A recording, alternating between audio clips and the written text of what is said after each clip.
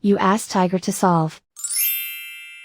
This deals with linear equations with one unknown.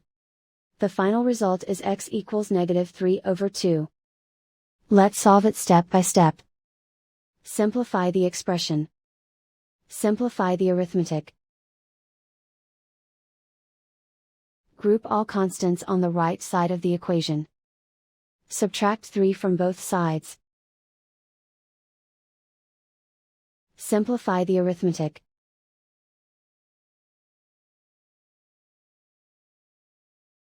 Isolate the x.